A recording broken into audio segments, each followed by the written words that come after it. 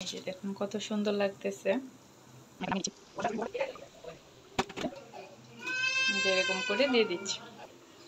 এই যে আলু পড়ে আছে, মানে 2 দিন হয়ে গেছে। কালকের আগের দিন আলু সিদ্ধ করেছিলাম, তো আলুগুলো খাওয়ার পরে এই 3টা আলু বেঁচে আছে। এখন 2 দিন ধরে ভাবতেছি কি করব। এখন হচ্ছে আলুগুলো দিয়ে আজকে একটা কিছু বানাবো। তো এখানে একটু দুধ আছে, দুধ খাওয়ার পরে একটু বেঁচে গেছিল, তো এগুলো দিয়ে কিছু একটা বানাবো। চলুন আপনাদের দেখাচ্ছি। তো আমি প্রথমে একটা বড় বলের মধ্যে আলুগুলো নিয়ে নিচ্ছি। আলুগুলো আগে মানে ভালো করে চটকে নিতে হবে। ফ্রিজে ছিল, একটু ঠান্ডা হয়ে আছে, একদম ভালো করে চটকে নিতে হবে। মিষ্টি আলু তো এমনি একটু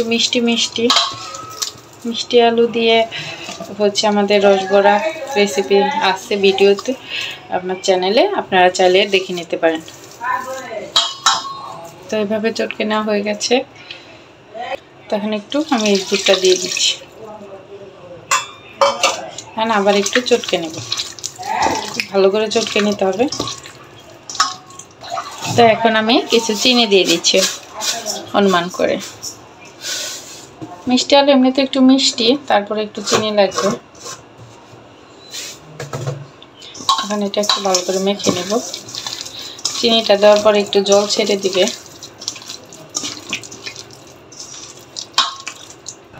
তো এখানে আমি অল্প একটু লবণ দিয়ে দিব আর চালের গুঁড়া দিয়ে দিচ্ছি। বেশ অনেকটাই চালের গুঁড়া দিয়ে দিব, কারণ আলু যেহেতু এটা নরম হয়। আর এখন আটা দিয়ে দিব 1 চামচ, 2 চামচ আটা দিয়ে দিলাম, মানে চালের গুঁড়া আর আটা সমান সমান দিয়ে দিচ্ছি আমি এখানে।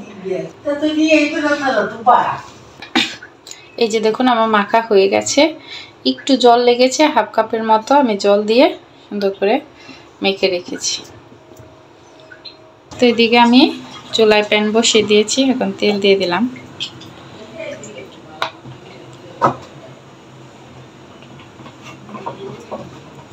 হালকা তেলে আমি এখন ভেজে নিব। তো আমি যে এরকম লম্বা লম্বা করে দিয়ে দিচ্ছি, এই যে একটু করে নিয়ে এই যে এরকম লম্বা লম্বা করে বানিয়ে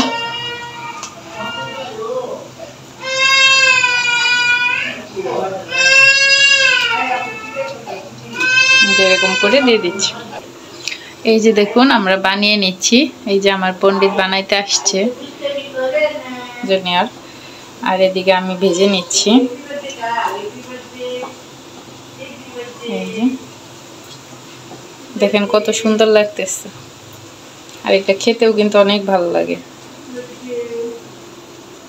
আস্তে করে দিও মা।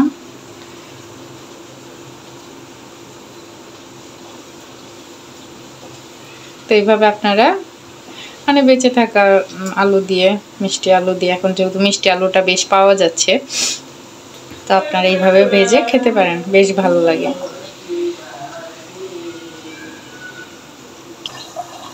তো এই যেগুলা ভাজা হয়ে গেছে, এগুলা এখন নামিয়ে নিচ্ছি। দেখুন কত সুন্দর লাগতেছে।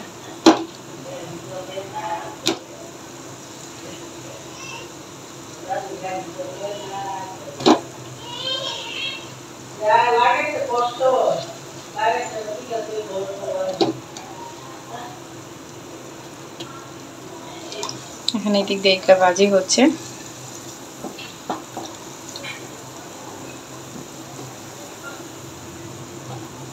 এই যে দেখুন কত সুন্দর লাগতেছে। আপনারা এইভাবে বানিয়ে নিতে পারেন। এগুলি হচ্ছে মিষ্টি আলুর পিঠে। তুমি একটা খেয়ে দেখো, গরম একটু ঠান্ডা হোক। তো এই যে দেখুন বানাইতে বানাইতে শেষ হয়ে গেছে খেয়ে, আমার আরেক ব্যাচ ভাজা হয়ে গেছে, আমি এখন নামিয়ে নিচ্ছি।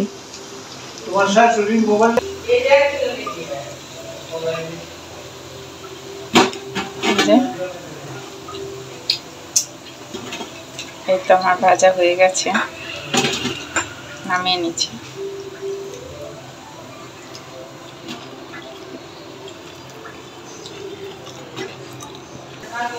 তো এই যে দেখুন আমার এক পাশে ভাজা হয়ে গেছে, আমি আরেক পাশে বানিয়ে নিচ্ছি। এই যে এরকম করে আলুতে 2 হাতের ডলা দিলেই হয়ে যাচ্ছে। এভাবে এভাবে হাতে নিয়ে একটু প্রেস করলেই হয়ে যাচ্ছে।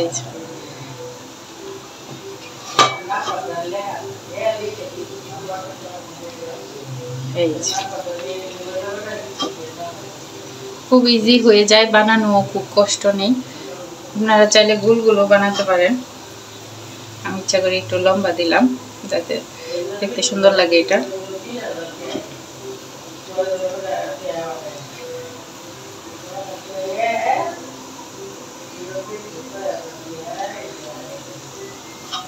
এইভাবে করে সবগুলো বানিয়ে নিব। আপনারা কে কে মিষ্টি আলু দিয়ে এরকম ভাবে পিঠা খেয়েছেন?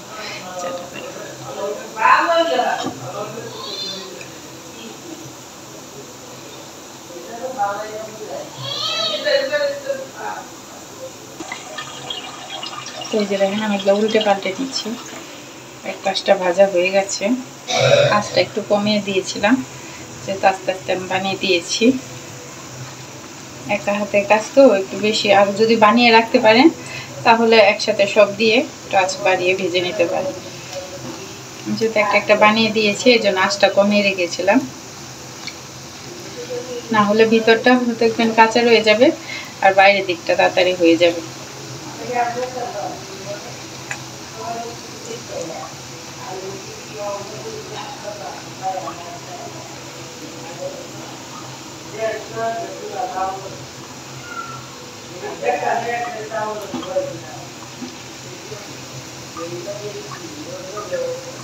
এইভাবে ভেজে নিচ্ছি।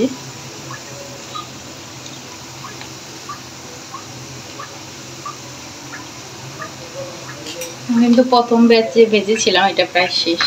আমি একটা ভেঙে দেখাচ্ছি আপনাদের। এই যে দেখেন ভিতরটা কত সুন্দর হয়েছে। সফট হয়েছে।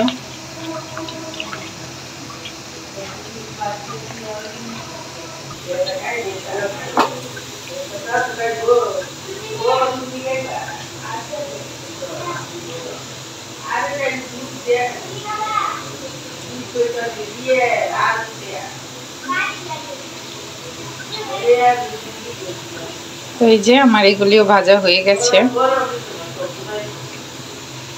আমি এগুলো আবার নামিয়ে নিচ্ছি। এগুলো আমি ওদের দিয়ে দিয়েছি, ওরা খাচ্ছে।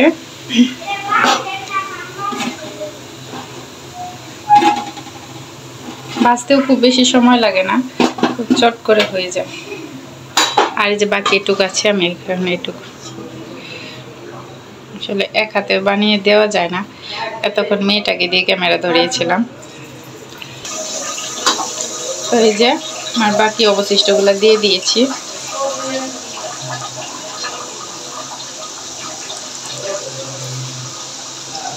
কয়েকটা গোল দিয়েছি, আমার মেয়ে বলতেছিল মা কয়েকটা গোলও বানিও।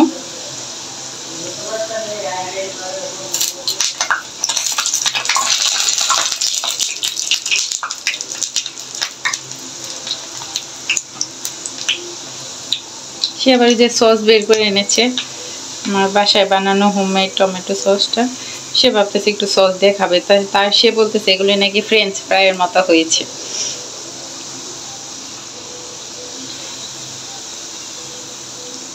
এগুলি ভাজা হয়ে গেছে, গোলগুলো একটু কম হয়েছে, এগুলো আর একটু ভেজে নেব। আমি আপনাদের দেখাচ্ছি কত সফট হয়েছে। দেখুন, এই যে দেখুন নরম।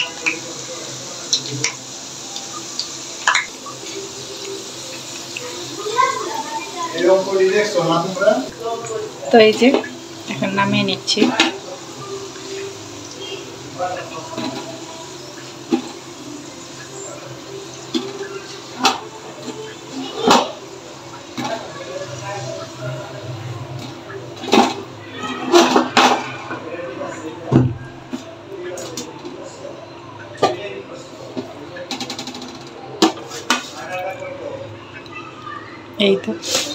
এই তো হয়ে গেছে।